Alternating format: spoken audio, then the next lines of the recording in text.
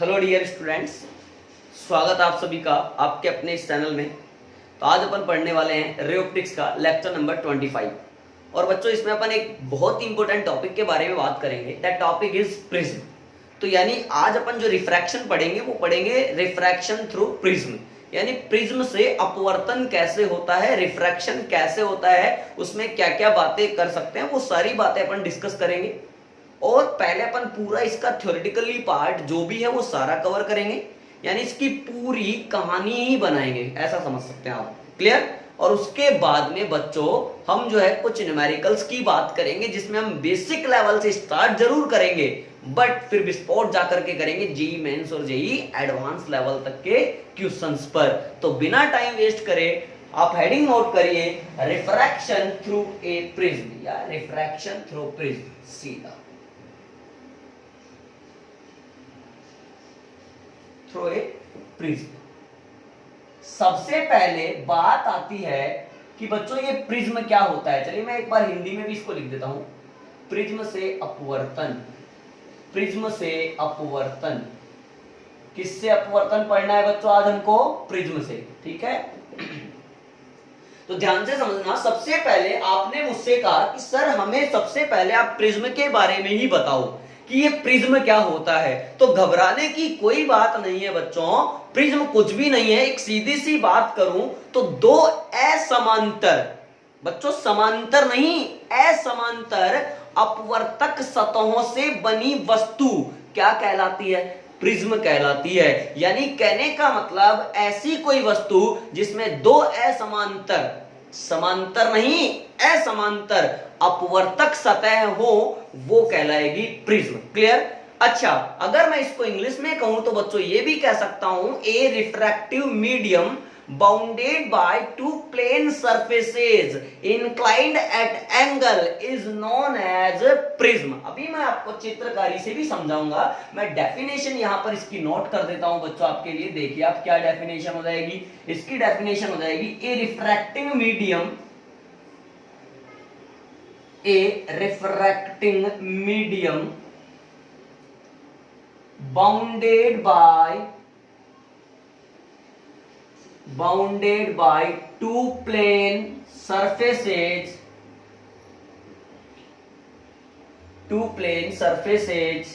अच्छा इसको अपन अलग से लिख लें बच्चों, मतलब एक एक पॉइंट वाइज लिख लें। तो जैसे सबसे पहले मैं प्रिज्म की बात कर रहा हूं तो ए पॉइंट डाल के प्रिज्म की है डेफिनेशन अलग से नोट कर सकते हैं। तो क्या लिख रहे थे अपन? A refracting medium, a refracting medium bounded by two plane surfaces,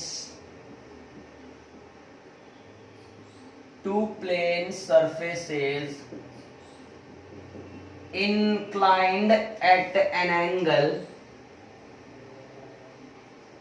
angle is called prism. मेरी बात समझना बच्चों, मेरी बात आप लोग समझने की कोशिश करना। यानी एक ऐसा रिफ्रैक्टिंग मीडियम जिसमें दो बाउंडेड सरफेस एक दूसरे से किसी एंगल पर इंक्लाइंड हो, वो कहलाता है प्रिज्म। क्लियर? मैं भी डायग्राम भी बनाऊंगा बच्चों, फिर छोटी छोटी बातें क्लियर कर लेता हूं। एक होता है इसमें प्रिज्म एंगल, प्रिज्म एंगल। अच्छा, ये जो दो प्लेन सरफेसेज हैं, ये जितने एंगल पर इंक्लाइंड होती हैं, तो कहने का कुछ मतलब ऐसा हो गया बच्चों कि सर ऐसा सीन है, हाँ या ना। यानी ये जो एंगल है, ये दो प्लेन सरफेसेज हैं, but these are not parallel to each other, but ये एक दूसरे के समांतर नहीं है। देन ये जिस एंगल पर एक दूसरे से इंक्लाइंड हैं, this angle is known as prism angle, यानी प्रिज्म कोण। तो कह सकते हैं the angle between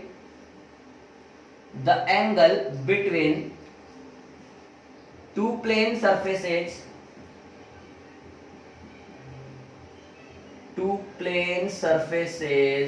in a prism is known as prism angle, इसको क्या कहते हैं बच्चों, अपन प्रिज्म एंगल कहते हैं। अच्छा, प्रिज्म एंगल को अपन हमेशा नोट करेंगे ए से। Prism angle is denoted by, basic सी बात हो गई बच्चों। इसमें एक पॉइंट और होता है जो होता है बेस। अब ये क्या है, आपने कहा सर ठीक है, यहां तक समझ में आई बात। ये दो प्लेन सरफेसेज हो गई, ठीक है। ये रिफ्रैक्टिंग मीडियम है, ये रिफ्रैक्टिंग सरफेसेज हैं, ठीक है। इन दोनों के बीच का एंगल क्या है, प्रिज्म एंगल है, ठीक है। ये जो साइड है नीचे वाली, यानी the side opposite to the prism angle, prism angle के विपरीत वाली जो भुजा होती है, the side opposite to the prism angle is known as base of prism. कहने का मतलब मेरे प्यारे विद्यार्थियों ये हो गया द अपोजिट साइड या the side opposite to the side opposite to the prism angle is called base of prism। उसको क्या कहते हैं बच्चों, प्रिज्म का बेस कहते हैं। तो प्रिज्म क्या हुआ, एक ऐसा रिफ्रैक्टिंग मीडियम हुआ जिसमें दो बाउंडेड सरफेसेस होती हैं, प्लेन सरफेस होती हैं, बट वो एक दूसरे के पैरेलल नहीं होती हैं, बल्कि किसी एंगल पर इंक्लाइंड होती हैं। पहली बात, प्रिज्म एंगल क्या होता है, जितने एंगल पर ये दोनों सरफेसेज एक दूसरे से इंक्लाइंड हैं, वो एंगल होता है prism angle. Clear.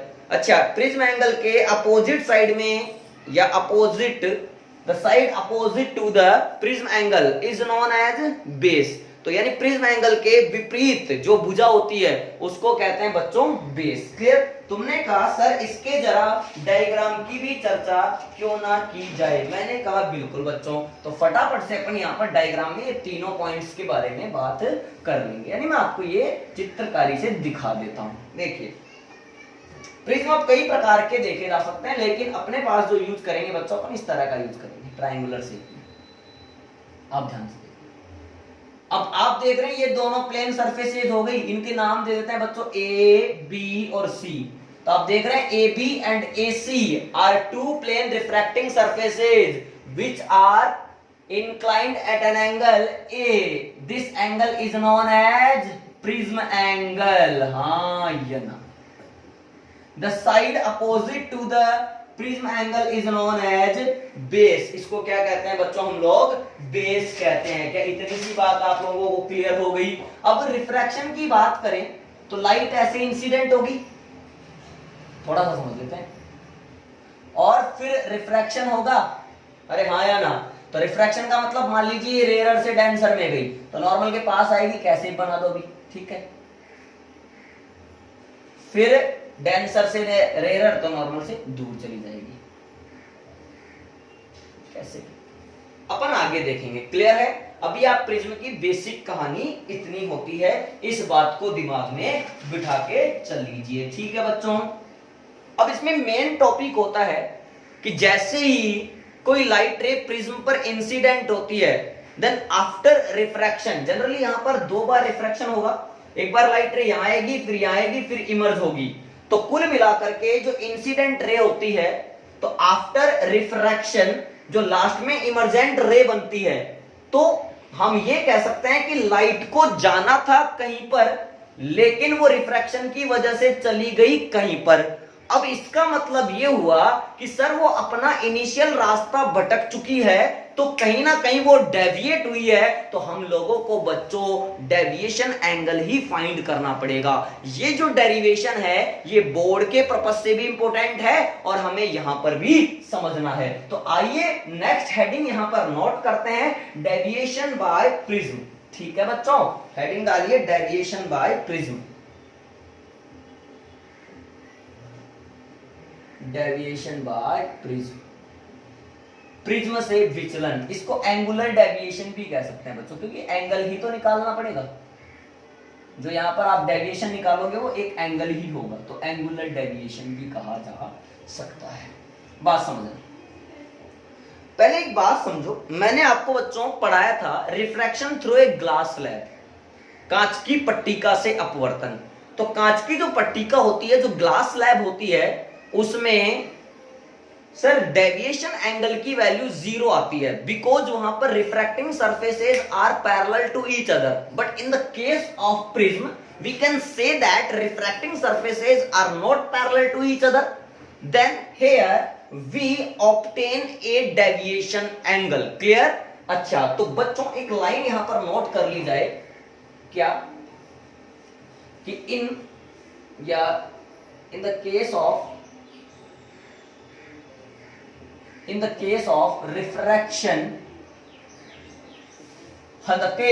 refraction,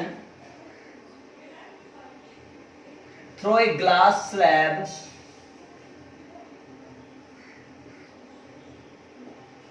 deviation angle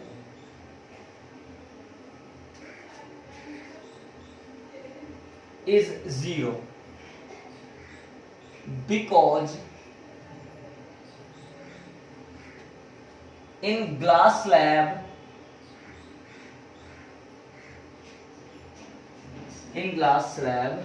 because in glass slab refracting surfaces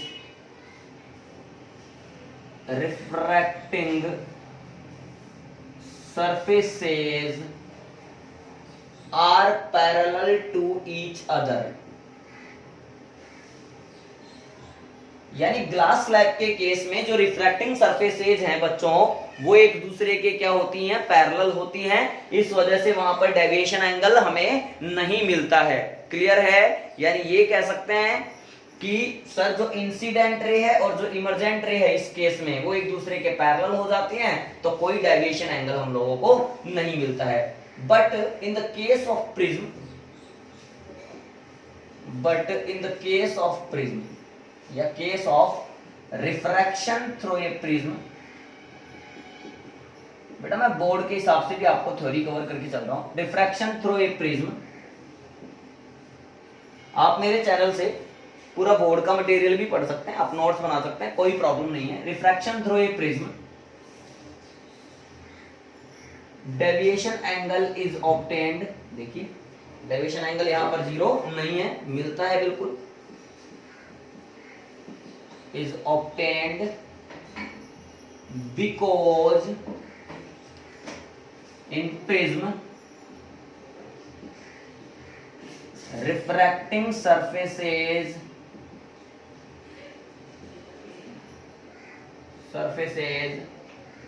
are not parallel to each other, या ऐसे लिख दो कि are inclined to each other, ऐसे करें, are inclined to each other, ठीक है, या एक दूसरे के पैरेलल नहीं होती हैं, इस वजह से भी यहाँ पर डेविएशन मिलता है। फटाफट से ये आप पॉइंट नोट करें, फिर मैं बच्चों डेविएशन एंगल की बात यहाँ पर करने वाला हूँ। मिटा दूं, इतना समझ में आया कि ग्लास स्लैब के केस में डेविएशन एंगल नहीं मिलता है, जबकि प्रिज्म के केस में डेविएशन एंगल हम लोगों को मिल जाता है। अब इसी टॉपिक को अपन आगे बढ़ा रहे हैं। डेविएशन एंगल का फॉर्मूला जो है वो डेराइव करेंगे, तो आप लोग समझना, पहले डायग्राम समझना, फिर हम लोग पूरा फॉर्मूला निकाल लेंगे। तो मैंने कहा कि बच्चों ये मेरे पास कोई प्रिज्म है, समझना, ठीक है, इसका नाम है ए, ये एंगल ए होता है, ये बी है और ये सी है बच्चों, ठीक है। मैंने कहा कि ये लाइट रे इस तरह से आई, जिसका नाम है पी क्यू, यहाँ पर क्यू मैं बाद में बना दूंगा। यहां पर आने के बाद मान लीजिए इस प्रिज्म के बाहर जो है मीडियम वो एयर है, देन μ1 और μ3 हो गया 1, जो कि μ2 मान लेते हैं म्यू, यानी प्रिज्म जो है जिस मटेरियल से बना हुआ है उस मटेरियल का रिफ्रैक्टिव इंडेक्स कितना मान लिया आप लोगों ने? म्यू मान लिया है। माना कि PQ जो है वो इस AB सरफेस पर एक इंसिडेंट रे है, देन आफ्टर रिफ्रैक्शन, ये रिफ्रैक्शन हो गया, मान लेते हैं इस तरह से रिफ्रैक्शन हुआ, तो ये रिफ्रैक्टेड रे है। क्लियर? आप ये सोच रहे होंगे कि सर ये जो है पैरेलल टू दी बेस आ गई है, बेटा ऐसा कई केस में होगा, अभी हम लोग मान लेते हैं, हमें नहीं पता है कि ये पैरेलल है या नहीं है, बट हमने मान लिया केवल फॉर्मूला डेराइव करने के लिए। आगे बढ़ते हैं। अच्छा सर ये क्या बना रहे हो? ये बेटा मैं नॉर्मल बना रहा हूं, ठीक है बच्चों, इसको नाम दिया MO। अच्छा इस सरफेस पे भी नॉर्मल बनाया, ये O पॉइंट ले लिया, इसको N कह दिया, इसको M कह दिया। क्लियर है? तो MO जो है वो AB पर नॉर्मल हो गया, NO जो है वो AC पर नॉर्मल हो गया। अब ध्यान से देखें तो यहां पर इस एंगल को मैंने कहा I1 इंसिडेंस एंगल, यहां से रिफ्रैक्शन हुआ तो इसको कह दिया R1, वापस से इसको रिफ्रैक्शन एंगल को कह दिया R2। अब वापस से रिफ्रैक्शन होगा, अब लाइट रे जाएगी डेंसर से रेयरर, तो नॉर्मल से दूर हटेगी बच्चों ऐसे। क्लियर? इसको कह दिया बच्चों I2, this is emergence angle. Clear?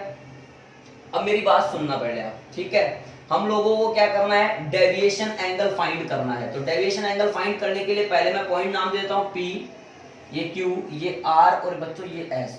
तो समझ में क्या आ रहा है, PQ is incident ray, QR is refracted रे, RS is emergent ray. Clear? अच्छा ध्यान से देखें, I1 is incidence angle, R1 and R2 जो है वो रिफ्रैक्शन एंगल है अलग अलग सरफेसेस से, I2 जो है वो इमरजेंस एंगल है, जितने एंगल से ये रे इमर्ज हो रही है वो इमरजेंस एंगल हो गया।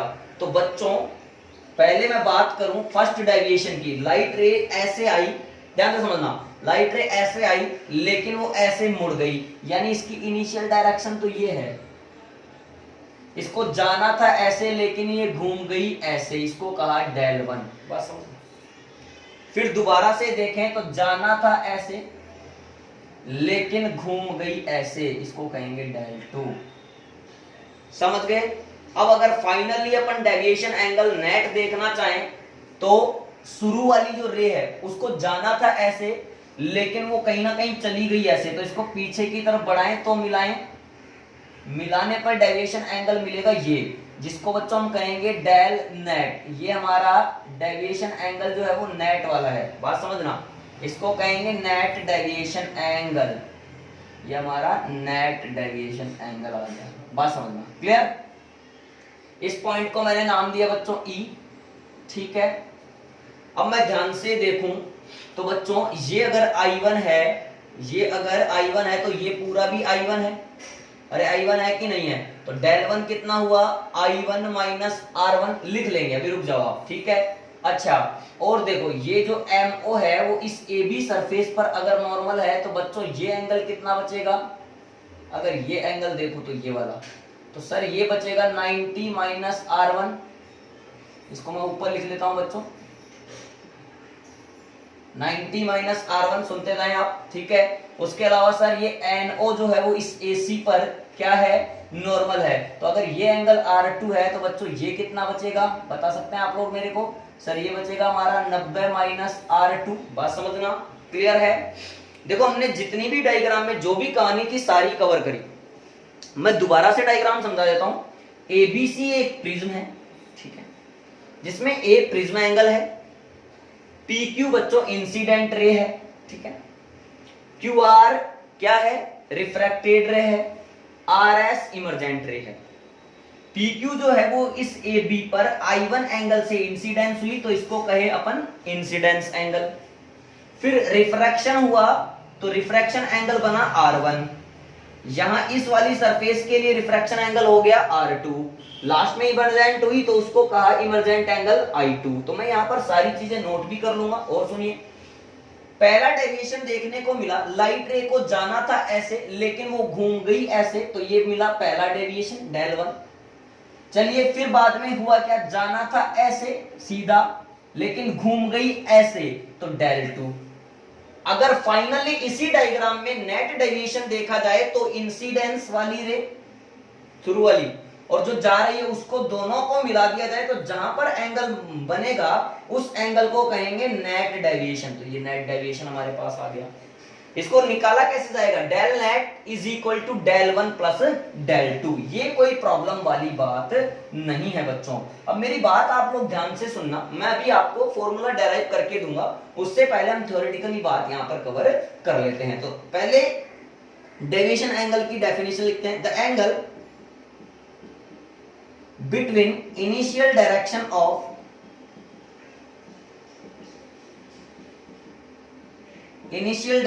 of incident ray and emergent ray is known as deviation angle। यानी इंसिडेंट रे की प्रारंभिक दिशा और जो निर्गत किरण है उसकी दिशा के बीच के एंगल को क्या कहा जाता है? डेविएशन एंगल कहा जाता है। क्लियर है? आगे बढ़ते हैं बच्चों। आगे अगर देखें तो यहां पर PQ क्या है? सर इंसिडेंट रे है। ये सारी चीजें अपन को नोट करनी है बच्चों। QR क्या है? सर रिफ्रैक्टेड रे है। सॉरी RS क्या है? इमरजेंट रे है। बात समझना, यहां तक बात क्लियर है? ठीक है। अच्छा, ये I1 क्या है बच्चों? I1 है सर इंसिडेंस एंगल। ठीक है। R1 and R2 are refraction angle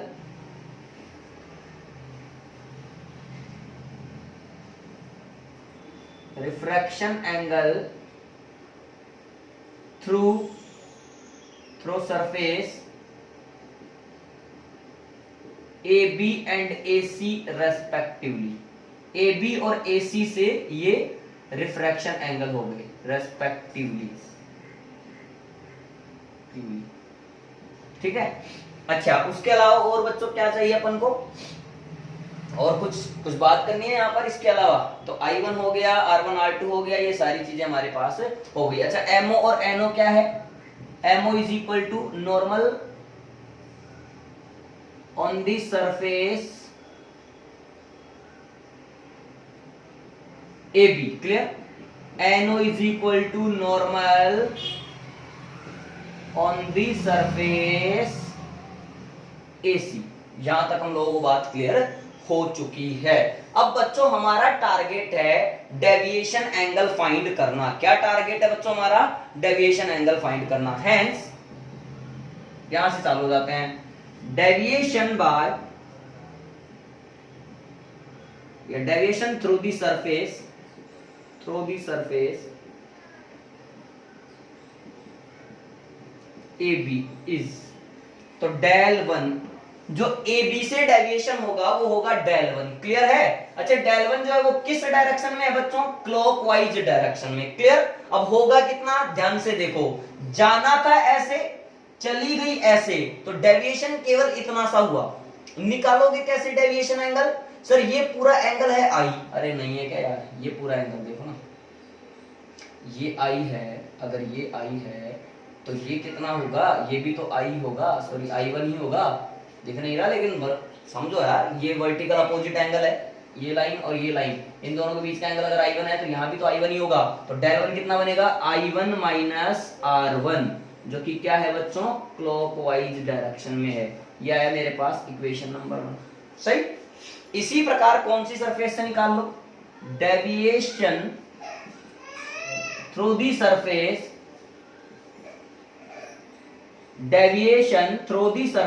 AC is del 2 is equal to, अब del 2 की बात करूं बच्चों तो वो भी क्लॉकवाइज डायरेक्शन में है।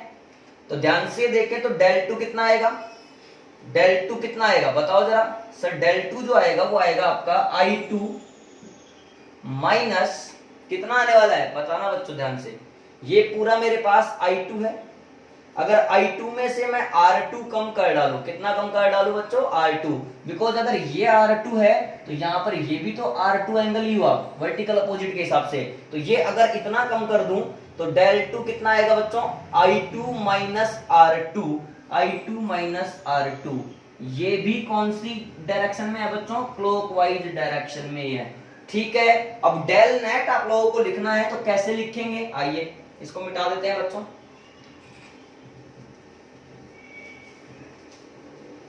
आइए देखो, अब डेल नेट कैसे लिखेंगे? तो हेंस नेट डेविएशन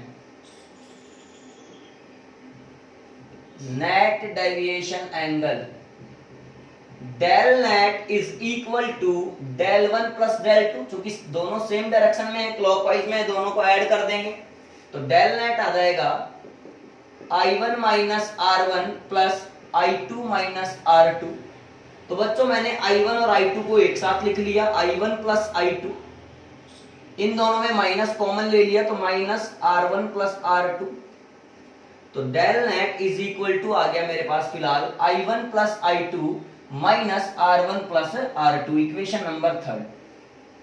बच्चों वापस से आप अपना जो डायग्राम है उसको दोबारा से देखिए, मैं इसको शॉर्ट में यही बना देता हूं। इस तरह की चर्चाएं थी बच्चों, ध्यान से देखना। ये वाले जो एंगल्स थे आपको मैं बता दूं, ये R1 था, ये R2 था, ये आपका I1 था बच्चों। ये एंगल कितना था बच्चों, ये 90 माइनस R1 था बच्चों। ये एंगल कितना था, 90 माइनस R2 था, और ये कितना था, A था। तो ध्यान से देखें, ट्राइंगल AQR में तीनों एंगल का सम कितना करना पड़ेगा, 180। उससे हमारे पास क्या आ जाएगा, R1 प्लस R2 आ जाएगा। चलिए करते हैं। इन ट्राइंगल, आपके पास डायग्राम लिखा हुआ आप देख सकते हैं, AQR, A एक एंगल ये है, plus 90 minus R1 plus 90 minus R2 is equal to 180 degree. बच्चों 90 प्लस 90 180, तो ये तो खत्म हो गया मामला। तो बचा A minus of R1 plus R2 is equal to 0। This implies R1 plus R2 is equal to आ गया मेरे पास में A। इक्वेशन नंबर आ गया 4। वापस से 4 से वैल्यू कहां रख दो बच्चों, 3 में। तो फ्रॉम इक्वेशन 3 एंड 4 क्या आएगा, del net is equal to I1 plus I2 minus A। यही है नेट डेविएशन का फॉर्मूला। यानी net deviation through a prism क्या होता है, I1 plus I2 minus A। Clear. यानी यहां पर बच्चों जो I2 है हमारा, मैंने लिखा नहीं था, I2 क्या है, इमरजेंट एंगल है। यहां लिख देता हूं मैं, या आप लोग कहीं पे भी जगह बना के यहां लिख लेना बच्चों। I2 जो है वो इमरजेंस एंगल है। कौन सा एंगल है I2, इमरजेंस एंगल, निर्गत कोण। तो ये आपतन कोण, ये निर्गत कोण, और ये क्या है बच्चों, प्रिज्म कोण। ए क्या होता है, प्रिज्म एंगल होता है। तो डेल नेट कितना होगा, I1 plus I2 minus A। हम लोगों को ये फॉर्मूला याद रखना है। अब इसमें अपन कुछ स्पेशल केस भी बच्चों नोट करेंगे। इससे पहले आप इसको पोज करके पहले पूरा कंप्लीट लिख लीजिए। कर लिया बच्चों नोट। अब देखिए, अपन ने जो है प्रिज्म से डेविएशन एंगल देखा है। अब इसमें कई केस अपन लोग बना सकते हैं, तो बस इसमें स्पेशल केसेस की बात करते हैं। आप उनको भी नोट करिएगा और समझिए भी का, ठीक है बच्चों। आइए, मैंने कहा स्पेशल केसेस, तुमने कहा ठीक है। अब देखिए, तो बच्चों केस नंबर जो 1 है वो हमारा क्या है, ये हम लोग देखते हैं। केस नंबर 1 जो है बच्चों, वो है हमारा refraction through A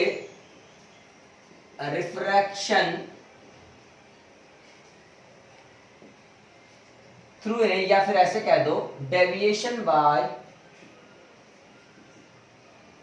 bye a thin prism, पतले प्रिज्म से डेविएशन। ठीक है, अब इसको कैसे सोल्व करेंगे बच्चों। पतले प्रिज्म का क्या मतलब है यहां पर, यानी जिसके लिए प्रिज्म एंगल की वैल्यू 5 डिग्री के इक्वल हो या फिर उससे कम हो, तो फिर वो प्रिज्म कैसा कहलाएगा, थिन प्रिज्म कहलाएगा, यानी पतला प्रिज्म कहलाएगा। अब अगर प्रिज्म एंगल की वैल्यू 5 डिग्री या इससे कम होगी, तो इस कंडीशन में बच्चों I1 भी कम होगा, I2 भी कम होगा, और R1 भी कम होगा, और आपका जो R2 है वो भी कम होगा। ये सारी वैल्यूज ही स्मॉल होंगी, हाँ या ना, इस तरह से। अब वी नो दैट, हम लोग कहते हैं del is equal to I1 plus I2 minus A। ये हमने फॉर्मूला यूज कर लिया, लेकिन ये तो हमारे पास जनरल फॉर्मूला है। अब हमें जो फॉर्मूला निकालना है बच्चों, वो फॉर्मूला अलग आएगा। तो मैंने वापस से एक बार डायग्राम ड्रॉ करा, आप ध्यान से देखिए। ये मैं नॉर्मल बना लेता हूं, ये लीजिए, ये O पॉइंट हो गया, ये M हो गया, ये आपका N हो गया, ये P हो गया, यहां पर ये I1 हो गया, यहां पर बच्चों ये आपका I2 हो गया, ये आपका R2 हो गया, ये आपका बच्चों R1 हो गया, ये Q पॉइंट हो गया, ये आपका R पॉइंट हो गया, और ये S पॉइंट हो गया। ठीक है, अब इसके लिए बाहर वाला जो वातावरण है उसका रिफ्रैक्टिव इंडेक्स मान लिया 1 है, यहां पर भी μ3 1 है, और जो μ2 है बच्चों वो μ है। क्लियर? ठीक है। अब कैसे डेविएशन एंगल हम लोग फाइंड करेंगे पतले प्रिज्म के लिए, वो हम लोग देखते हैं बच्चों। आइए, तो सबसे पहले हम स्नेल्स लॉ की बात करेंगे at point Q by Snell's law. सबसे पहले मैंने Q पॉइंट पर स्नेल्स लॉ अप्लाई कर दिया, स्नेल्स लॉ। ठीक है, समझना। तो स्नेल्स लॉ लगाएंगे तो μ1 sin I1 is equal to μ2 sin R1। तो बच्चों ये हो जाएगा 1 into sine I1 is equal to mu into sine R1। बात समझना बच्चों, अगर I1, I2, R1 and R2 सारे ही छोटे हैं, then we can say that I1 is equal to sine I1 और R1 is equal to sine R1। तो this implies I1 is equal to mu R1। Equation number इसको कहा second. यहां चाहे तो आप लिख सकते हैं I1 and R1 are very small, are small या वेरी स्मॉल। ठीक है, इस तरह से। Again at point R, R point पे क्या लगा लो बच्चों? स्नेल्स लॉ लगा लो। At point R applying Snell's law या बाय स्नेल्स लॉ। तो बच्चों यहां पे बोलेंगे μ2 sin R2 is equal to μ3 sin I2। आया ना? इसको बोलेंगे mu into sine R2 is equal to, इसको बोलेंगे 1 इंटू साइन I2। दोबारा से लिखूं तो बच्चों इसको लिख सकता हूं I2 is equal to mu R2। हाँ या ना? इक्वेशन नंबर आ गया मेरे पास थर्ड। समझ रहे हो आप? तो क्यों ऐसा क्यों हुआ? क्योंकि I2 and R2 are very small या स्मॉल, तब ऐसा हो। I1 आ गया, I2 आ गया, उठा के कहां पटक दो? इक्वेशन नंबर 1 में। तो keeping the values of equation 2 and 3 in equation 1। ठीक, यानी 2 और 3 से वैल्यू कहां रखने पर बच्चों? 1 में रखने पर। तो del minimum mu R1 plus mu R2 minus A, इस तरह से हो जाएगा बच्चों। इन दोनों में क्या कॉमन आ रहा है? म्यू कॉमन आ रहा है, तो डेल मिनिमम आ जाएगा मेरे पास mu of R1 plus R2 minus A. बच्चों R1 प्लस R2 क्या होता है? हमारा ए होता है। हाँ या ना? तो इसका मतलब इसको दोबारा से मैं लिखूं तो यहां लिख रहा हूं, देखिए आप। तो क्या आएगा formula? Again del minimum is equal to mu A minus A. हाँ या ना? बिकॉज ए बराबर हमारा होता है R1 प्लस R2। इन दोनों में क्या कॉमन आ रहा है? सर यहाँ पर ए कॉमन आ रहा है, तो ए कॉमन लिया, क्या बचा? म्यू माइनस 1 हमारे पास बच गया। यानी हम लोग कह सकते हैं deviation by a thin prism depends upon the prism angle and refractive index of the material of prism. Yes और नो? यानी किसी भी पतले प्रिज्म से जो डेविएशन एंगल होता है वो प्रिज्म कोण और प्रिज्म के पदार्थ के अपवर्तनांक यानी प्रिज्म के पदार्थ के रिफ्रैक्टिव इंडेक्स पर डिपेंड करता है। इसको कहेंगे हम इक्वेशन नंबर 4। और यहां पर एक लाइन जरूर लिख लेंगे, हेंस डेविएशन एंगल या deviation by a thin prism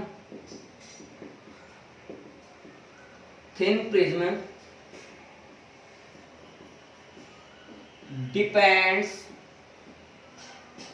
upon the prism angle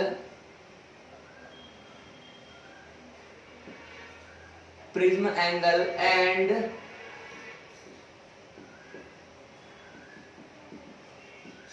refractive index of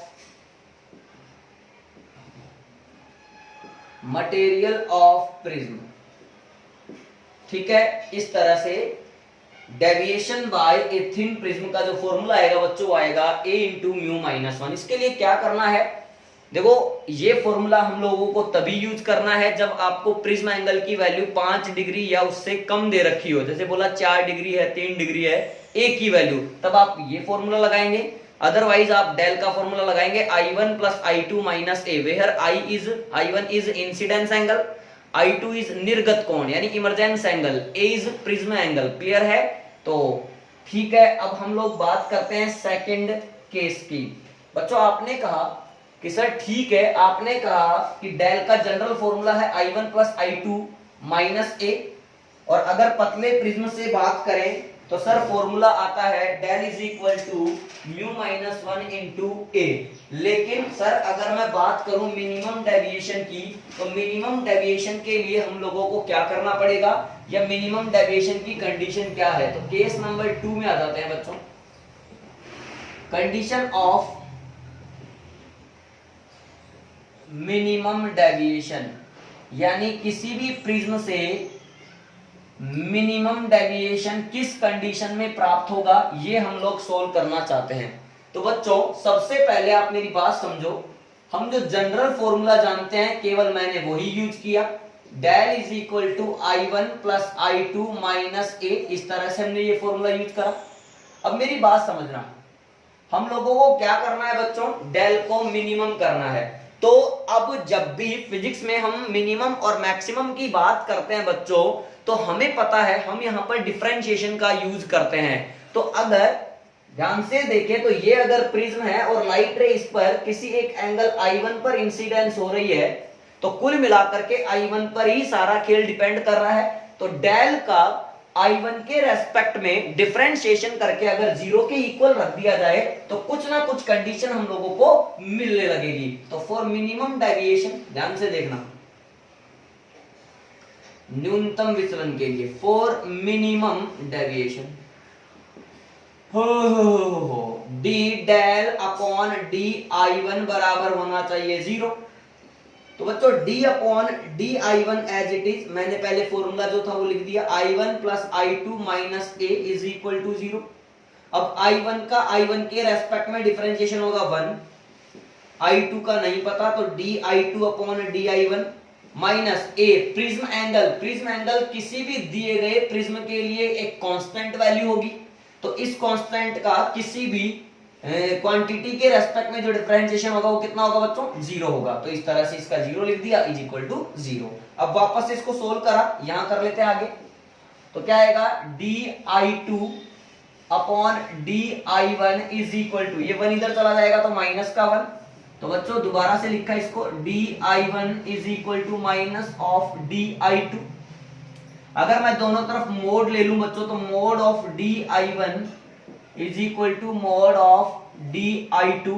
this implies we can say that I1 का मोड बराबर होता है I2 के मोड के, यानी मिनिमम डेविएशन के लिए incidence angle should be equal to the emergence angle. यानी यहां पर एक लाइन या फिर ऐसे लिख लो अभी, तो इंसिडेंस एंगल बराबर किसके आ गया बच्चों, इमरजेंस एंगल के।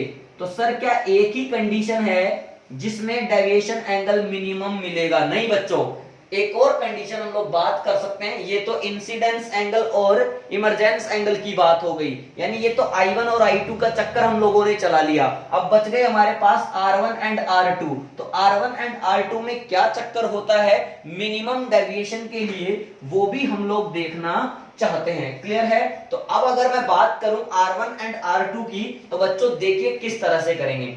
ये समझ में आया? जनरल फॉर्मूला कर लिया, D del upon d I1 बराबर 0। I1 के रेस्पेक्ट में इसका क्या कर डाला, डिफरेंशिएशन कर डाला। I1 का I1 के रेस्पेक्ट में 1 हो गया, D I2 upon d I1 एक कांस्टेंट वैल्यू है तो इसका 0 हो गया। इसको सोल्व करा तो डी I1 की वैल्यू आ गई माइनस ऑफ डी I2, दोनों तरफ मोड लगा लिया तो ये मिल गया। इसका मतलब mod of I1 should be equal to mod of I2, यानी न्यूनतम विचलन की स्थिति में आपतन कोण का मान निर्गत कोण के बराबर होना चाहिए। पहला तो रिजल्ट ये आ गया। ठीक है, अभी मैं और बताऊंगा बच्चों। ये पहला पॉइंट था, फर्स्ट पॉइंट। अब अगेन सेकंड पॉइंट देखते हैं मिनिमम डेविएशन के लिए R1 और R2 का क्या खेल है। R1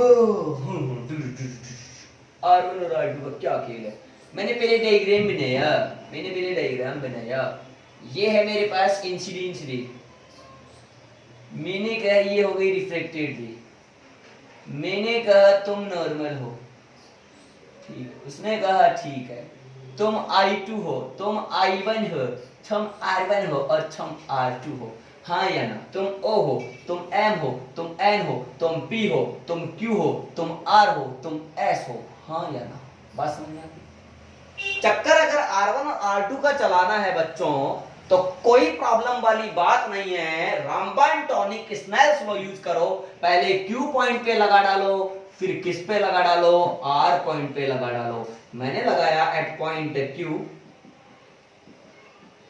अप्लाइंग स्नेल्स लॉ या by Snell's law, 1 into sine I1 ऐसा ही कहेंगे is equal to mu into sine R1, हाँ या ना? तो इसका मतलब बच्चों साइन I1 की वैल्यू आ गई मेरे पास mu sine R1, equation number first. At point R, कौन से पॉइंट पर बच्चों? R पर, बाय स्नेल्स लॉ। मैंने वापस से स्नेल्स लॉ की बात करी, लेकिन कौन से पॉइंट पर? R पॉइंट पर। तो क्या आएगा? Mu into sine R2 is equal to 1 into sine I2, हाँ या ना?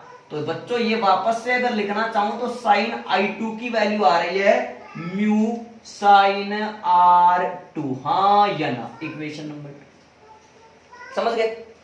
क्योंकि हम लोगों को पता है सेंस I1 बराबर अभी अभी हमने निकाला था I2 आ रहा है मिनिमम डेविएशन के केस में, then we can say that sine I1 बराबर होना चाहिए साइन I2 के। अगर ऐसा है हेंस, अब देखो यहां पे आ रहा है इक्वेशन 1 में साइन I1, इक्वेशन 2 में आ रहा है साइन I2।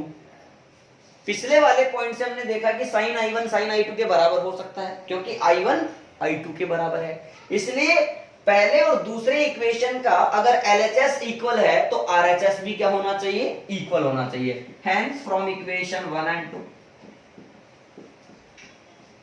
बच्चों म्यू साइन R1 जो है वो बराबर हो जाना चाहिए म्यू साइन R2 के। म्यू से म्यू कैंसिल हो गया बच्चों, तो साइन R1 की वैल्यू आ गई हमारे पास sine R2। This implies we can say that for minimum deviation angle refraction angle should be equal, यानी मिनिमम डेविएशन के केस में I1 I2 के बराबर होना चाहिए और R1 R2 के भी बराबर होना चाहिए, हाँ या ना? ये दो कंडीशन हम लोगों को समझ में आ गई, ठीक है। अब बच्चों इससे अपन और भी कुछ रिजल्ट देख सकते हैं। अभी मैं केस नंबर 2 में चल रहा हूं, ठीक है। इसको कुछ भी कहा हमने, इक्वेशन नंबर 3 कह दिया। अगेन वी नो दैट, इसी के आगे बढ़ रहा हूं बच्चों। Again we know that R1 plus R2 बराबर होता है A। तो अगर R1 और R2 बराबर हैं, देन दिस इंप्लाइज हम कह सकते हैं R1 बराबर R2 बराबर A/2, ऐसा कह सकते हैं। और अगर ऐसा होगा तो हम ये भी कह सकते हैं कि refracted ray is parallel to the base. इस कंडीशन में जो रिफ्रैक्टेड रे होगी वो बेस के क्या होगी बच्चों? पैरेलल होगी। क्लियर? अच्छा आगे बढ़ते हैं। हेंस मिनिमम डेविएशन एंगल, हमने अभी तक कंडीशंस देखी हैं, अब मिनिमम डेविएशन एंगल देख लेते हैं। Del minimum is equal to I1 plus I2 minus A, ये फॉर्मूला था। अब तुम लोगों ने ये कहा कि सर I1 जो है वो I2 के बराबर होता है, तो उसको 2I1 लिख सकते हैं, 2I1 माइनस A, या फिर इस फॉर्मूले को लिख सकता हूं 2I2 माइनस A। तो ये मिनिमम डेविएशन का फॉर्मूला भी हम लोगों को मिल गया है। इसको मैंने कहा बच्चों इक्वेशन नंबर 4, इसको मैंने कहा इक्वेशन नंबर 5। क्लियर है? यहां तक मेरी बात आप लोगों को क्लियर हो गई बच्चों? अब आगे बढ़ते हैं। देखिए अब आगे की कहानी क्या है। अगर तुम लोगों को कहा जाए कि सर जो प्रिज्म है वो जिस मटेरियल से बना हुआ है उस मटेरियल का रिफ्रैक्टिव इंडेक्स बताइए। केस नंबर 2 ही चल रहा है बच्चों में, केस 2, रेस 2 नहीं, केस 2। इसी में देखते हैं, आगे बढ़ रहे हैं। Refractive index of material of the prism mu is equal to sine I upon sine R। तो sine I1 upon sine R1 कह सकता हूं बच्चों। तो म्यू बराबर आ जाएगा साइन I1 को क्या लिख सकता हूं बच्चों मैं, बताओ जरा, आप बताओ ना क्या लिख सकते हैं। देखो डेल मिनिमम मेरे पास क्या है, चलो मैं पहले इधर भी लिख देता हूं। डेल मिनिमम मेरे पास है I1 के टर्म में 2I1 माइनस ए, देखना तो यहां से जो I1 आएगा बच्चों वो आएगा डेल मिनिमम प्लस ए, ये इधर जाएगा अपॉन में 2।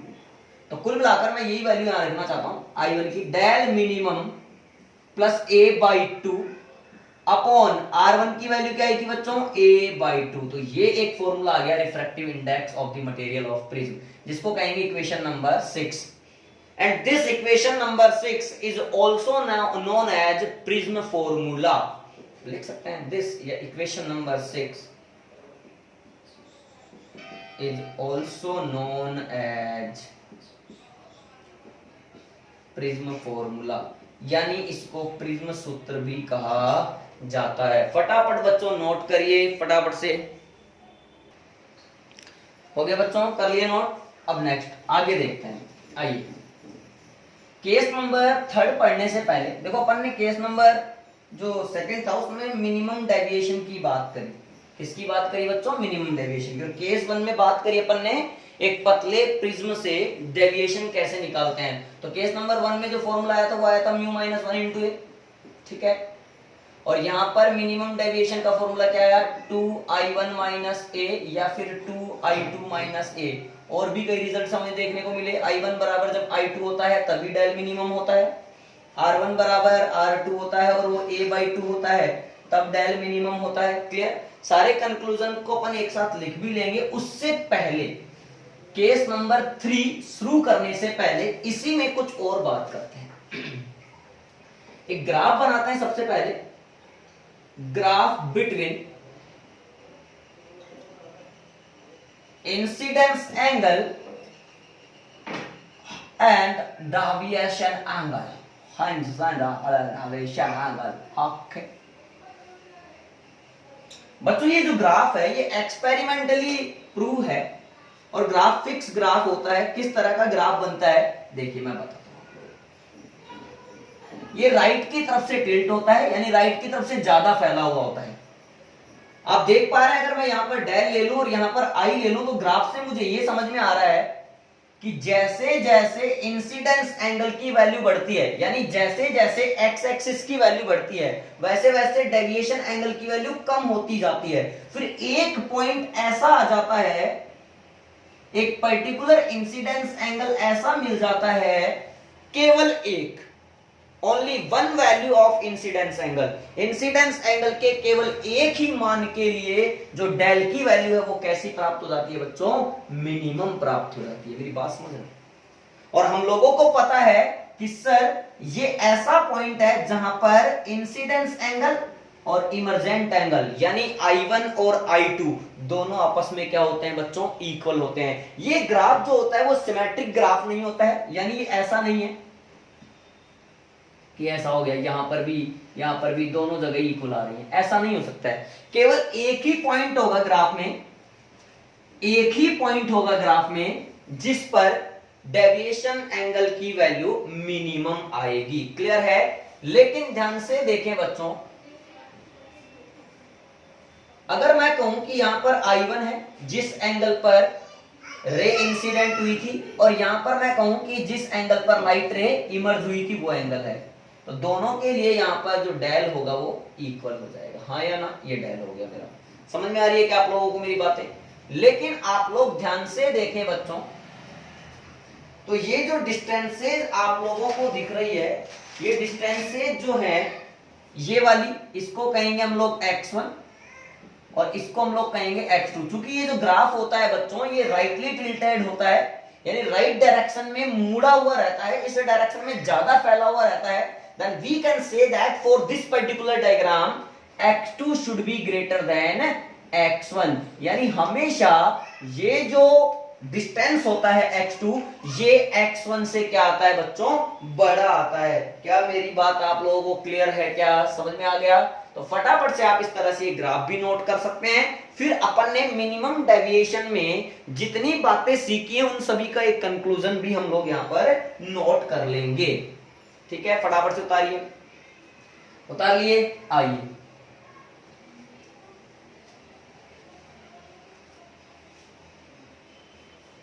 Hence,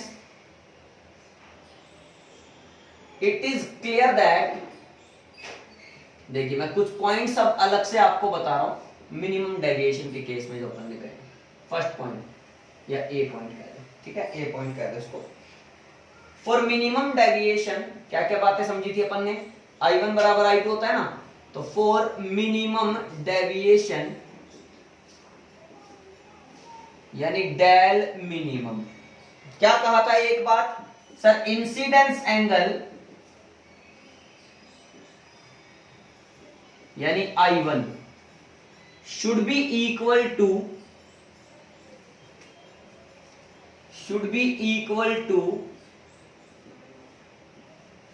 emergence angle.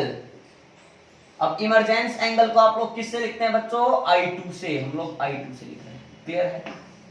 That is I1 बराबर क्या होना चाहिए, I2। ये ए पॉइंट हो गया मिनिमम डेविएशन का पहला कंक्लूजन, ठीक। हाँ, लेकिन ये कह सकते हैं आप लोग, भैया जैसे आपने कहा ये कोई प्रिज्म है और यहां से लाइट आई कितने डिग्री पर, 30 डिग्री पर, तो और माना कि इस 30 डिग्री पर ये एक ऐसा इंसिडेंस एंगल है जिस पर डेल की वैल्यू क्या है, मिनिमम है। तो अगर डेल की वैल्यू यहां पर मिनिमम है तो फिर ये जो इमरजेंस एंगल है ये भी कितना है, 30 डिग्री है।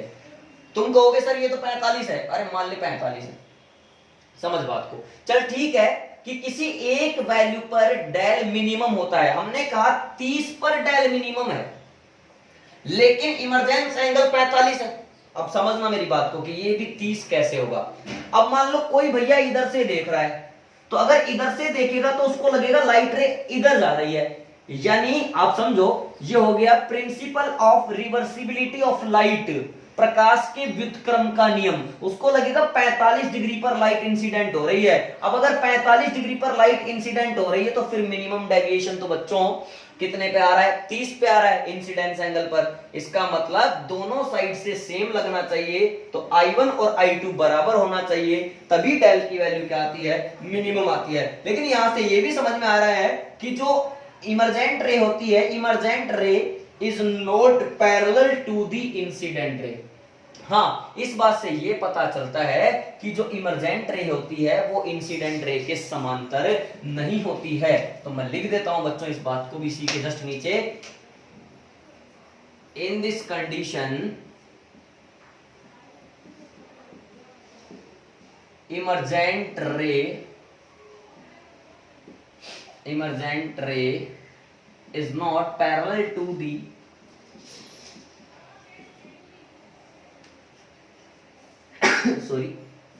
is not parallel to the incident ray।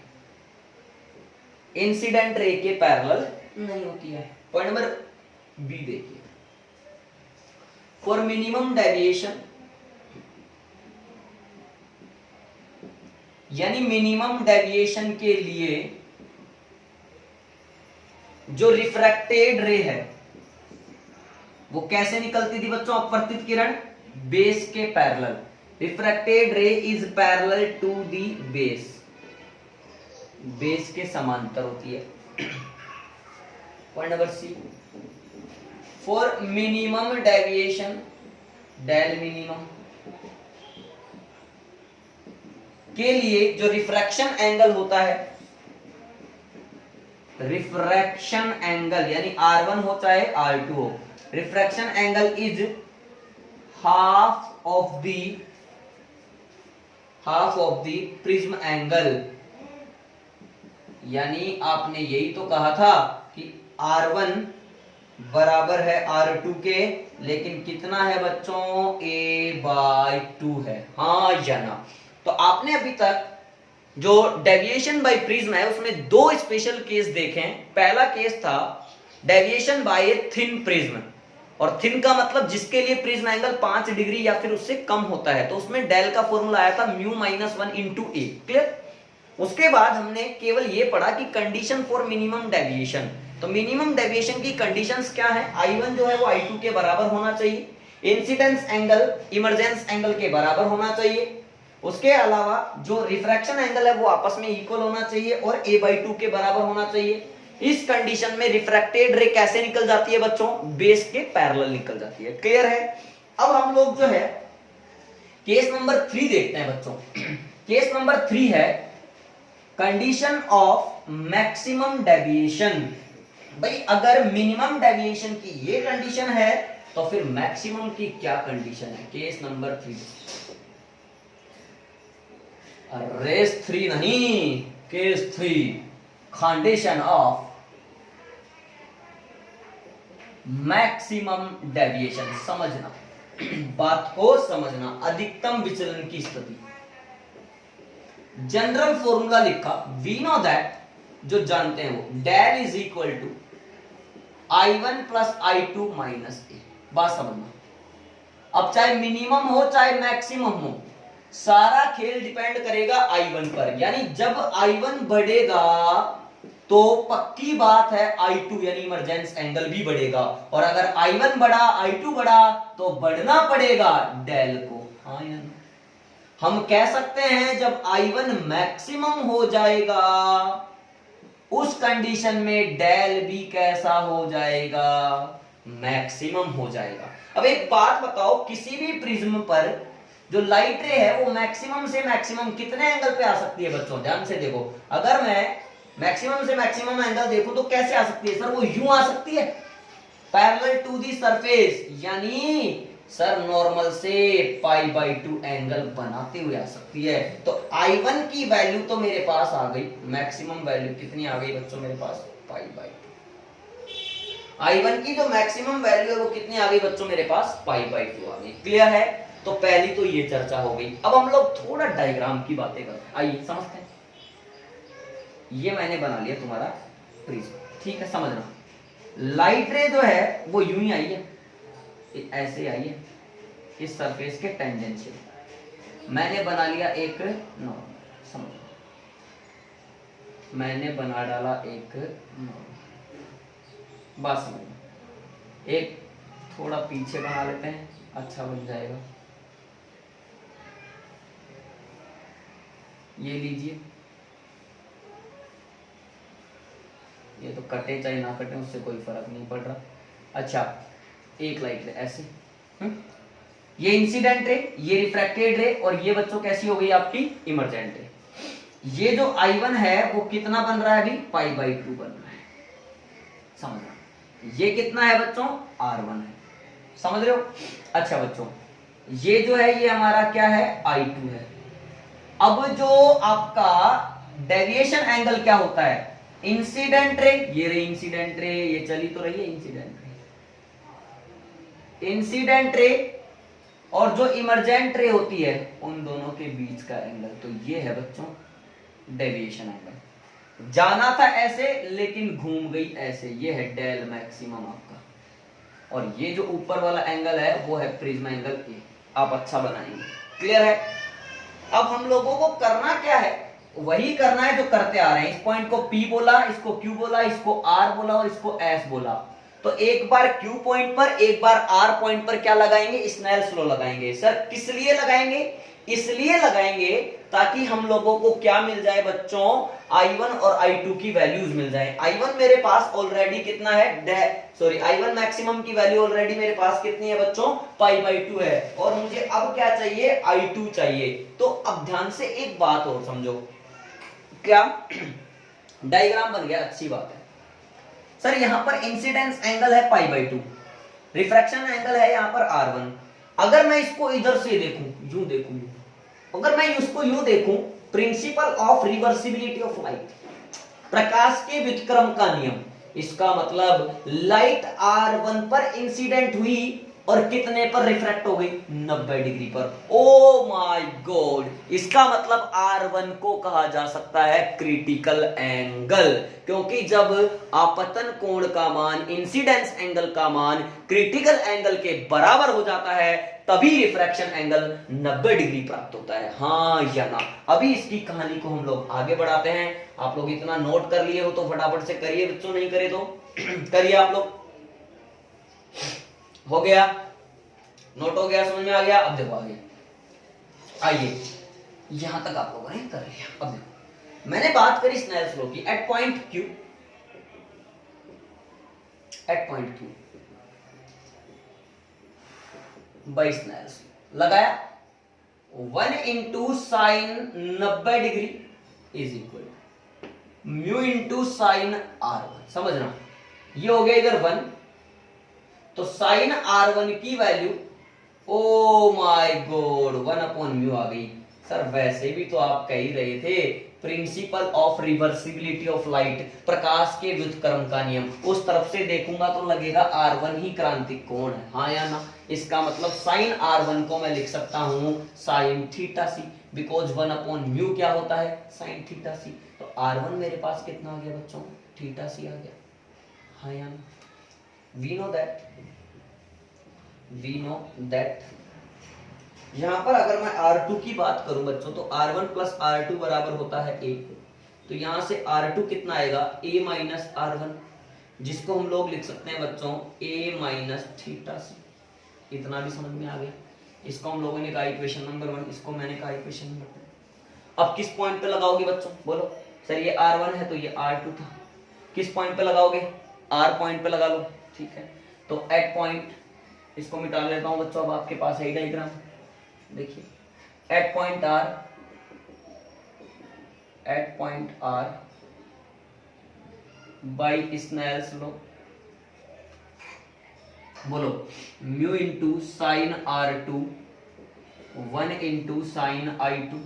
समझना, तो यहां से बच्चों ध्यान से देखूं मैं तो साइन I2 की वैल्यू जो आ रही है वो आ रही है म्यू इंटू साइन R2। अब R2 कहां से रख दो, यहां से कितना है, A माइनस थीटा सी है। तुम लोगों को I2 फाइंड करना है। तो I2 कितना आ गया, sine inverse mu sine A minus theta C. हाँ या ना। ये मेरे पास आ गया इक्वेशन नंबर कितना, 3rd। हेंस मैक्सिमम डेविएशन अब निकाल सकते हैं बच्चों। तो डेल मैक्सिमम कितना आएगा, I1 मैक्सिमम कितना है, बोलो I1 मैक्सिमम। सर I1 पहले फॉर्मूला दोबारा लिख लिया मैंने, प्लस I2 माइनस A। तो डेल मैक्सिमम का फॉर्मूला मेरे पास आ गया, ये है पाई बाई 2 प्लस ये है sine inverse mu sine A minus theta C minus A। हाँ या ना, ये मैक्सिमम डेविएशन। हाँ या ना, बात समझ आई। तो ध्यान रखें I1 की जो मैक्सिमम वैल्यू हम लोगों को लेनी है वो पाई बाई 2 लेनी है, और I1 जब मैक्सिमम होगा तभी आपका डेल मैक्सिमम होगा। क्लियर है। फिर ऐसा करते हुए आप I2 निकाल लीजिए। तो I1 आपके पास मैक्सिमम वैल्यू पाई बाई 2 है, I2 आप लोगों ने फाइंड कर लिया, फॉर्मूले में पुट कर दिया। आपको क्या मिल गया बच्चों, मैक्सिमम डेविएशन बाय प्रिज्म आप लोगों को मिल चुका है। अब हम लोग इस प्रिज्म का लास्ट केस पढ़ने जा रहे हैं बच्चों, वो है केस नंबर 4। आइए अब अपन पढ़ेंगे इसका केस नंबर 4। अब ऐसा भी होगा कि कई बार प्रिज्म से जो है लाइट रे इमर्ज ही नहीं होगा। तो केस नंबर 4 यही है बच्चों हमारा, जो कि लास्ट केस है। Condition when light is not emerge,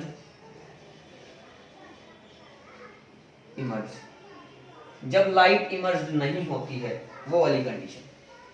अब इसमें दो बातें हो सकती है बच्चों, आप लोगों को पता ही है सारा गेम इंसिडेंस एंगल पर ही डिपेंड करता है। दो बातें यहां पर क्या क्या हो सकती हैं। जब इंसिडेंस एंगल मिनिमम हो तो क्या खेल खेलना पड़ेगा, खेल हमें खेलना आता है, चक्कर हमें चलाना आता है। जब इंसिडेंस एंगल मैक्सिमम हो तो चक्कर कैसे चलेगा वो हम लोग देखना चाहते हैं। तो बच्चों सबसे पहला इसमें पॉइंट मैंने ले लिया, when incidence angle is minimum. When incidence angle is minimum, जब इंसिडेंस एंगल कैसा हो बच्चों आपका, मिनिमम। अब इंसिडेंस एंगल की मिनिमम वैल्यू कितनी हो सकती है, 0 हो सकती है। 0 होगी तो लाइट रे जो है वो कैसे आएगी, मैं जरा डायग्राम से बताता हूं पहले आप लोग, आइए। तो लाइट रे सर इस सरफेस पर, ये जो ए बी है, इस पर नॉर्मली इंसिडेंट होगी, होने दो, और अगर नॉर्मली आएगी तो नॉर्मली ही निकल जाएगी, हाँ या ना, बिना रिफ्रैक्टिव निकलने दो सीधा एक बार। तो बच्चों ये ध्यान से देखें तो I1 यहां पर कितना है सर, 0 है। अरे हाँ या ना, I1 कितना है, 0 है, क्लियर। तो इसका मतलब R1 भी कितना होगा, यहाँ पे 0 ही होगा। अब इसका देखें, यहां से इसका नॉर्मल बना लू मैं, तो ये रिफ्रैक्टेड रे है, तो यहां पर इसको मैं कहूंगा R2, इसको मैं कितना कहूंगा बच्चों, R2 कहूंगा। आप लोग इसको बनाए ना, ये बॉक्स ही ना बनाए, आप समझ गए कि ये है R1 यहाँ पर 0 है, R2 यहाँ पर है ही। अब वापस से ये लाइट रे ऐसे इमर्ज हो गई, तो ये हमारा हो गया I2। बात समझ में आ गई इतनी सी। I1 यहाँ पर 0 होगा, R1 भी यहाँ पर 0 होगा, R2 हम लोगों ने मान लिया है, और I2 भी हम लोगों ने मान लिया है। इसके बाहर एयर है तो μ1 बराबर 1 ले लें, μ3 बराबर 1 ले लें, आप ना लिखे तो भी चले, मैं ना लिख रहा हूं तो आप समझे कि बाहर एयर है, क्लियर। ये हो गया आपका म्यू। अब बात करते हैं आगे की बच्चों। अब यहाँ पर 3 चर्चाएं मैं करूंगा, ध्यान से देखना। लाइट रे इमर्ज नहीं होगी, हम ये वाला केस पढ़ रहे हैं, तो मैंने पहले क्या करा, लाइट को इमर्ज ही करवा दिया, जैसे कि अभी बनाया ही था, दोबारा बना लेते हैं। मैंने लाइट को इमर्ज ही करवा दिया किसी एंगल पर, समझना। इसको कहा रे नंबर 1। मैंने कहा कि लाइट रे जो है वो इस पर आ गई, यानी ऐसे ग्रेजिंग इमरजेंस, इस सरफेस के पैरेलल निकल गई। मैंने कहा कि इमर्ज ही नहीं हुई, ये है मेन कंडीशन 3, इमर्ज ही नहीं हुई, तो यानी जिस मीडियम से चली थी उसी मीडियम में लौट आई, मतलब TIR हो गया। बच्चों मेरी बात ध्यान से समझो आप, मैं बात करता हूं एक एक पॉइंट की, लेकिन उससे पहले here I1 is equal to 0, this implies R1 is equal to 0. We know that, हम लोगों को क्या पता है वो रिजल्ट हम लोग तैयार कर लेते हैं। R1 plus R2 is equal to A, देखना। तो इसका मतलब R1 अगर 0 है तो बच्चों R2 की वैल्यू कितनी आ गई मेरे पास में, A आ गई। इतना मुझे समझ में आ गया। और R2 क्या है, इस AC सरफेस के लिए एक इंसिडेंस एंगल है। अब मैं एक एक रे को लेकर के बात करूं तो रे नंबर 1 की मैंने बात करी। रे नंबर 1 क्या है, अच्छा ये इमर्ज हो रही है या नहीं हो रही है, हो रही है। तो ये देखो, व्हेन लाइट रे इमर्ज, यानी जब लाइट रे इमर्ज, यानी ये निर्गत होती है, उस कंडीशन की बात है। तो इस कंडीशन में हो क्या रहा है एक्चुअली, तुम बताओ कि सर ये लाइट रे कब इमर्ज हो जाएगी यहां से, जब इंसिडेंस एंगल की वैल्यू क्रिटिकल एंगल से छोटी होगी। अरे हाँ या ना, जब इंसिडेंस एंगल की वैल्यू क्रिटिकल एंगल के बराबर होगी तो ग्रेजिंग इमर्जेंस, यानी रे नंबर 2 वाला कार्यक्रम। जब इंसिडेंस एंगल की वैल्यू क्रिटिकल एंगल से ज्यादा हो जाएगी तो रे नंबर 3 वाला कार्यक्रम। अभी रे नंबर 1 की बात चल रही है, तो पक्की बात है इंसिडेंस एंगल जो है should be less than critical angle होना चाहिए। अब इंसिडेंस एंगल इस सरफेस पर क्या है, R2, तो R2 is less than theta C. R2 को बच्चों मैं A लिख सकता हूं, तो A is less than theta C. A is less than theta C को मैं लिख सकता हूं साइन इनवर्स 1 अपॉन म्यू। बच्चों ध्यान से देखो, इस साइन इनवर्स को इधर लेकर आया तो sine A is less than 1 upon mu. Mu को इधर ले आता हूं, साइन A को उधर ले जाता हूं, mu is less than 1 upon sine A। बच्चों इस पॉइंट से समझ में आ गया, 1 अपॉन साइन होता है कोसेक, तो mu is less then cosec A। इसका मतलब ये हुआ कि जब रिफ्रैक्टिव इंडेक्स की वैल्यू जो है कितने से बच्चों, कोसेक A से कम होगी, तब हमारी जो लाइट है वो इमर्ज हो जाएगी, हाँ या ना। इस तरह से हम रे नंबर 2 की बात करें, ग्रेजिंग इमरजेंस की बात करें, या कहें कि लाइट रे जो है वो पैरेलल टू दी सरफेस अगर इमर्ज हो रही है तो फिर क्या होगा। अच्छा ये जो कंडीशन है ये तभी पॉसिबल है मेरे प्यारे बच्चों ये एंगल कितना है 90 डिग्री है। ये तभी पॉसिबल है मेरे प्यारे बच्चों तब इंसिडेंस एंगल जो है वो क्रिटिकल एंगल के बराबर हो। तो ध्यान से देखो, अगर मैं रे नंबर 2 की बात करूं बच्चों, मैं आप लोगों को समझाता हूं, आइए। अगर मैं रे नंबर 2 की बात करूं, उसी के आगे बढ़ रहा हूं, इसको कुछ भी कहा, इक्वेशन नंबर फर्स्ट का, when light ray emerge parallel to the surface,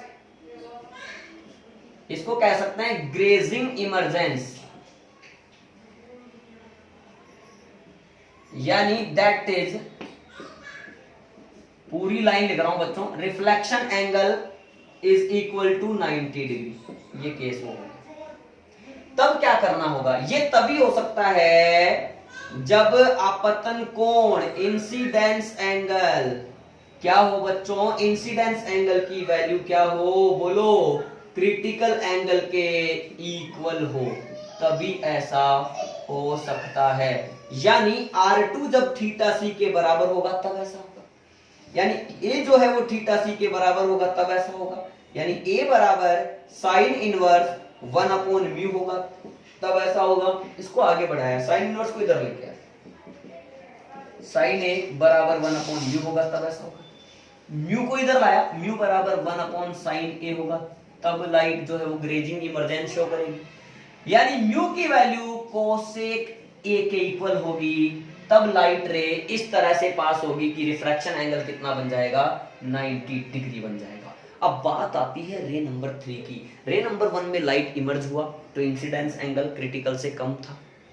रे नंबर 2 में लाइट रे जो है वो ग्रेजिंग इमर्जेंस शो करा, यानी पैरेलल टू दी सरफेस निकल गया, तो इंसिडेंस एंगल क्रिटिकल के बराबर था। लेकिन रे नंबर 3 जो है वो इमर्ज ही नहीं हो रहा है, वो तो प्रिज्म में ही वापस आ रहा है, और वही हम लोग देखना चाहते हैं। तो बच्चों अब मैं रे नंबर 3 की बात करूंगा, पहले आप फटाफट से इतना नोट कर लें।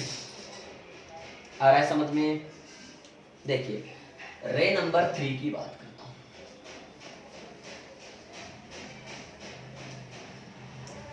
रे नंबर 3 में लाइट रे वापस अगर प्रिज्म में आ रही है तो मतलब PIR हो रहा है, यही तो मतलब। आ जाइए तो रे नंबर 3 की बात करते हैं। रे नंबर 3, लाइट रे इज नॉट इमर्ज्ड,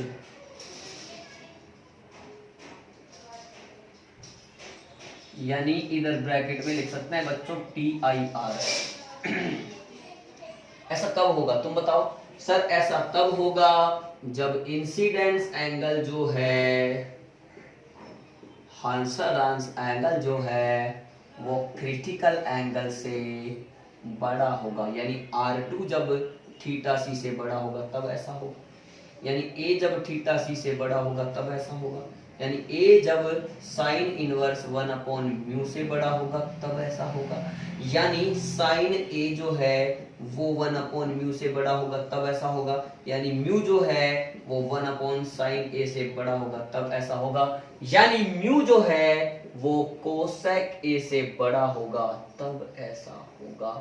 जब लाइट इमर्ज होती है तो mu is less then cosec A, A is prism angle है ना। जब लाइट रे ग्रेजिंग इमर्जेंस दिखाती है, पैरेलल टू दी सरफेस निकल जाती है, उस कंडीशन में म्यू बराबर कोसेक है। इमर्ज ही नहीं होती है तो म्यू की वैल्यू कोसेक A से बड़ी होनी चाहिए। लेकिन ये सारे जो अपन ने केस देखे अभी बच्चों, केस नंबर 4 में ये पर्टिकुलर बात अपन ने करी है जब इंसिडेंस एंगल मिनिमम हो। इस केस में अपन ने इंसिडेंस एंगल कितना ले रखा है बच्चों? 0 डिग्री ले रखा है। लेकिन अगर हमें कह दिया जाए कि इंसिडेंस एंगल जो है वो आपका मैक्सिमम है, तब हम लोगों को क्या करना होगा बच्चों? तब देखते हैं, आइए। अब केस नंबर जो 4 है उसका बी पॉइंट है when incidence angle is maximum. इसको भी समझते हैं, लास्ट है B point, when incidence angle is maximum। कितना हो सकता है मैक्सिमम? π/2, सीधी सी बात है। इंसिडेंस एंगल आपका कितना हो सकता है बच्चों? मैक्सिमम π/2 हो सकता है। तो पहले डायग्राम से समझते हैं फिर सारा काम करेंगे। तो लाइट रे कैसे आएगी? अब सर ऐसे आएगी, टेंजेंशियल, तभी बनेगा π/2। बात समझना, तभी बनेगा आपका π/2, ठीक है। ऐसे आई होगी, रिफ्रैक्ट हो गई, फिर ऐसे निकल गई। अपन वही नाम दे देंगे सारे पी क्यू आर एस, वो कोई प्रॉब्लम वाली बात नहीं है, वो कोई प्रॉब्लम वाली बात यहाँ पर नहीं है। ये जो एंगल है बच्चों ये है π/2 आपका, जो कि I1 है, बात समझना। ये मेरा R1 है बच्चों, यहाँ पर ये मेरा R2 हो गया बच्चों, प्यारे बच्चों, और ये मेरा I2 हो गया मेरे प्यारे बच्चों, समझ गए। अब आ जाइए बात, वही तीन कंडीशन की बात कर लें, 1 ये 2, एक बच्चों वापस लौट आई, इमर्ज नहीं हुई, ये 3। ठीक है, अलग अलग की बात करें फॉर दिस कंडीशन, पहले यहाँ पर जो मेन जनरल बातें हैं वो कर लेते हैं। For this condition I1 is equal to π/2, I1 की वैल्यू यहाँ पर कितनी है बच्चों आपकी π/2 है, I1 कितना आ रहा है π/2 आ रहा है, ठीक है। अच्छा, अब वी नो दैट, जो अपन जानते हैं पहले वो चिपकाएंगे, जो अपन जानते हैं वो चिपकाएंगे। अच्छा, I1 अगर आपका π/2 आ रहा है तो R1 और R2 का जो चक्कर है वो कैसे निकालेंगे, वही हम लोग देखना चाहते हैं। अगर आपका I1 π/2 है तो वही देखो ना, principal of reversibility of light, यानी प्रकाश के व्युत्क्रम का नियम। इधर से देखूंगा तो लगेगा कि लाइट AB सरफेस पर, अगर ये A है, ये B है और ये C है, जब AB सरफेस पर R1 एंगल पर इंसिडेंट हो रही है तो रिफ्रैक्शन कितना एंगल हो रहा है π/2 हो रहा है। इसका मतलब R1 क्या है सर, R1 जो है वो एक तरह से क्रिटिकल एंगल है, तभी रिफ्रैक्शन एंगल कितना आ रहा है π/2 आ रहा है, तो इसको θc लिख सकते हैं। We know that R1 plus R2 बराबर A, then we can say that R2 बराबर A minus R1, तो R2 इज इक्वल टू मेरे पास आ गया बच्चों A minus θc, इसको कहा आज इक्वेशन नंबर 1। अब वही अलग अलग लाइट रे लेकर के आप बात कर सकते हैं, 1, 2 और 3, तीनों कंडीशंस की मैं बात कर सकता हूं। पहली कंडीशन हम यहीं पर निपटा देंगे, रे number 1, when light ray emerge, जब लाइट रे निर्गत होती है, इमर्जे बाहर निकलती है, तो देखो इस कंडीशन में क्या होना चाहिए सर, इंसिडेंस एंगल जो है उसकी वैल्यू क्रिटिकल एंगल से कम होनी चाहिए। इंसिडेंस एंगल का मतलब हमारे पास AC सरफेस पर इंसिडेंस एंगल कौन है R2, तो R2 should be less than θc होना चाहिए। अब R2 की वैल्यू कितनी है बच्चों, A minus θc is less then θc, तो यहां पर A is less then 2 θc, यानी A/2 is less then θc। ध्यान से देखो, तो बच्चों साइन इनवर्स 1/μ, तो यहां पर मैं कह सकता हूं कि sign A/2 is less then θc। इसको मैं इधर सोल्व करूं बच्चों, सॉरी θc नहीं, ये आ गया आपका 1/μ, इसको इधर सोल्व करूं बच्चों तो mu is less then 1/sin A/2।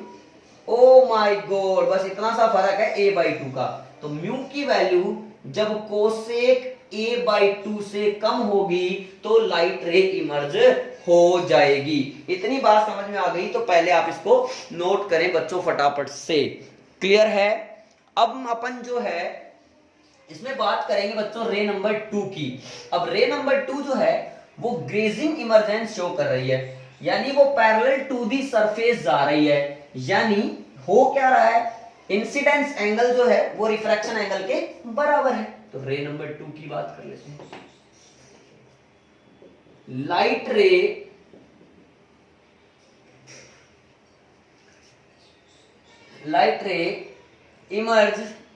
emerges parallel to the surface, यानी ग्रेजिंग इमर्जेंस, रिफ्लेक्शन एंगल बराबर 90 डिग्री, ऐसा ही होगा, ये वाली कंडीशन है। इसमें क्या होता है सर, इंसिडेंस एंगल की वैल्यू क्रिटिकल एंगल के बराबर होनी चाहिए, यानी R2 की वैल्यू θc के बराबर होनी चाहिए, A माइनस θc बराबर θc होना चाहिए, यानी A बराबर 2 θc होना चाहिए, यानी A/2 बराबर θc होना चाहिए, हाँ या ना। इसको आगे सोल्व कर लूं बच्चों तो साइन A/2 जो है वो 1/μ होना चाहिए, यानी म्यू बराबर होना चाहिए 1/sin a/2, यानी म्यू की वैल्यू अगर कोसेक a/2 के इक्वल होगी तो फिर इस कंडीशन में ग्रेजिंग इमरजेंस होगा for the maximum value of incidence angle. Clear. सबसे इंपॉर्टेंट बात रे नंबर 3 में करते हैं बच्चों। व्हेन लाइट रे इज नॉट इमर्ज्ड, जब इमर्ज नहीं हो गई, मतलब TIR, ब्रैकेट में आप लोग लिख सकते हैं TIR, टोटल इंटरनल रिफ्लेक्शन। कब होगा?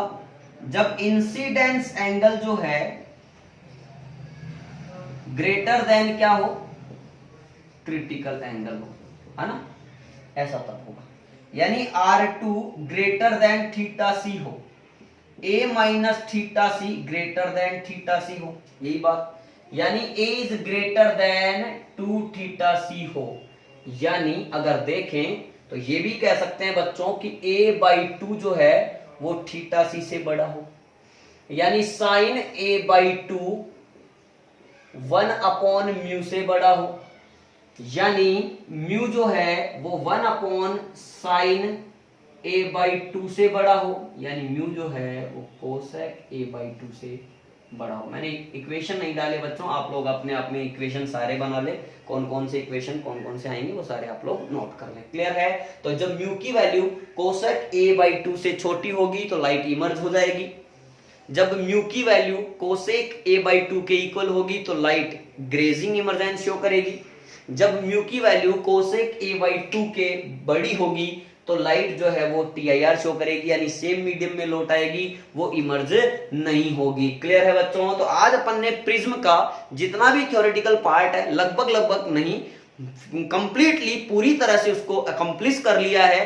अब जो है नेक्स्ट वीडियो में हम लोग इसके न्यूमेरिकल की ही बात करेंगे।